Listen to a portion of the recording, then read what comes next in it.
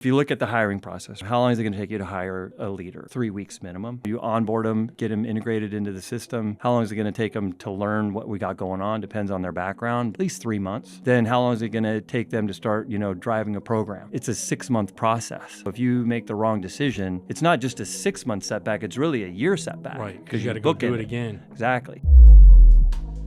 What's been, I would say, some of the biggest challenges for you as a business owner or franchise owner in general? Setbacks, lose sleep at night.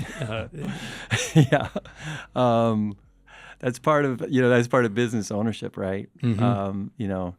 Once again, just with our location, we do have new franchise owners that'll come through, or sometimes we'll do validation calls for the brand, and that's what I'd always try to tell people. Like, first thing I ever ask anybody that's new to the brand, or even if they're outside of the brand and they're looking to start their own business, it's like, have you ever, are you a parent? And if they're, I'm a parent, I'm like, okay, well, that's similar to what you're going to go through as a business owner, right? Because your business is going to cry. It's going to keep you up at night. It wants money.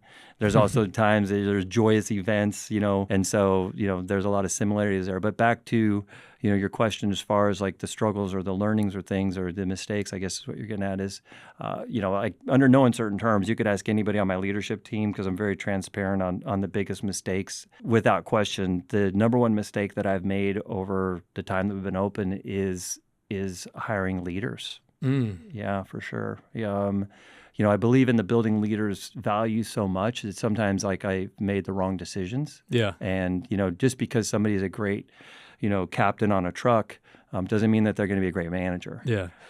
That's one of the toughest things, I think, in business ownership, right, is being able to assess capacity of talent, not just assess talent, right? Because when you have a business that's going up and to the right, like yours is, like the brand is, you have to recognize we need, to your point, this balance of talent for today, but we also need to be thinking about the talent for tomorrow, and the talent at this level today may be at a ceiling of capacity. Exactly. Now, we're going to do everything we can to break the glass ceiling, to stretch their potential, to help them be capable of elevating.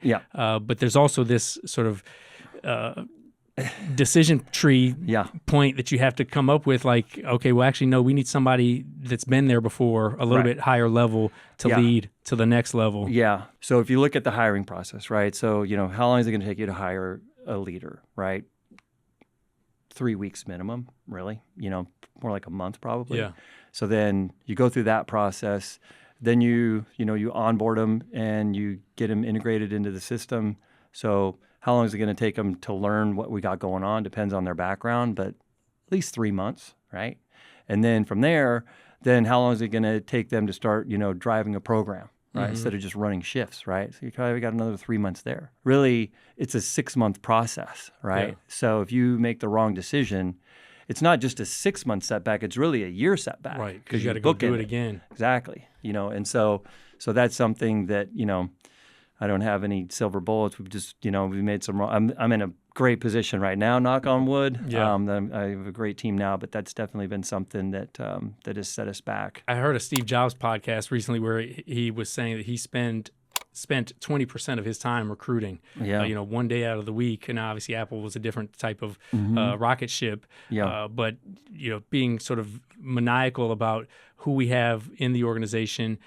They've got to be great value fit, and they've got to have the potential and skill set and or performance threshold to be able to perform. Exactly. And that would be like my second point, like as we've grown, and everybody goes through their different, phases in the business. But let's say like when we started, we had one junk truck and one move truck, right? So launching trucks was pretty easy, right? And then you get to, that you're launching, over 15 trucks, it changes. And so the people that were on board, when we were not as busy, they didn't grow with the business. And like, okay, well, look, like now, because we have to park our trucks at a lot, not where we are located. And so it's like the leadership at that, as we grew, they weren't making the connection of like, look, we got to get, 40 guys out in under 30 minutes.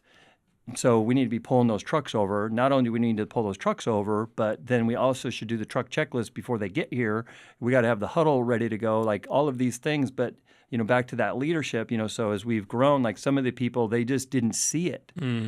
They were just like, well, this is how we've always done things. And Right. it's like, yeah, but look, man, like we've got to get to here. And so how we did things, today or in the past, like we've got to evolve. Yeah. And, that's where I would get back to kind of like for the managers, what my expectation is, you're driving a program instead of running shifts. And so you've got to be proactive. You've got to be thinking about what's that next step. Yeah. Yeah. It's almost like growing a business is you're moving, if you're thinking about sports analogies, when you first start, you're the Pee Wee soccer team where everybody's chasing the ball wherever it is on the field.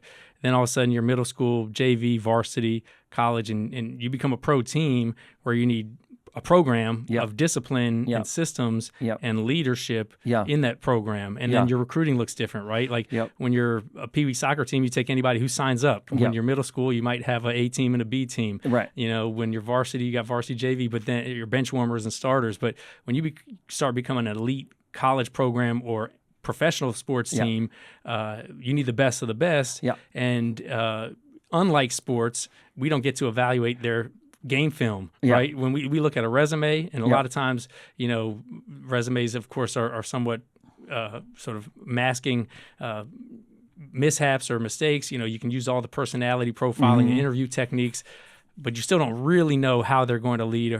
So that's why I think having a system for that is critical. There's a book that we read called The Who that I'm a big fan of, where it's about creating a scorecard for the role.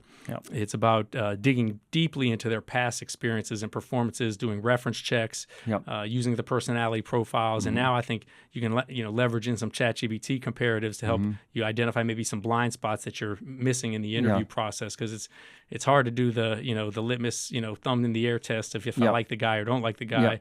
There's a lot of nice people that come and interview, but can they really perform on the field or perform as a leader with the clipboard and the headset? Yeah, well, and that's what I would say, because once again, this podcast isn't just designed to the College Hunks, audience, our franchise owners, but to people outside. And once again, like I'm still learning myself, but that's one thing. Like I would say to anybody that's starting their business is having that. You have to be ready for those tough conversations, because the team that got you started might not be the team that's going to get you to that next level. And it doesn't mean that they're not a great person. Yeah. It doesn't mean that they haven't, been an incredible asset. And so like what we try to do is, we follow EOS, the Entrepreneurial Operating System. And so right person, right seat.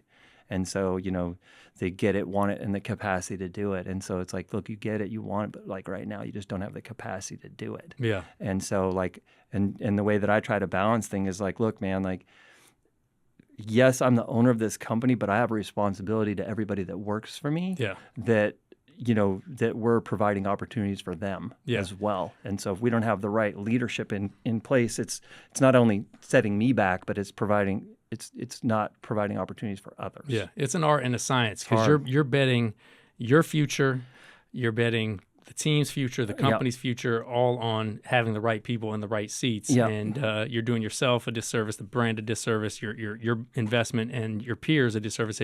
And the person that's quite frankly struggling in the seat, 100%. They'd be better off either moving to a seat that's more of a better fit for them, or helping them find somewhere else where they could, be more fulfilled and effective professionally.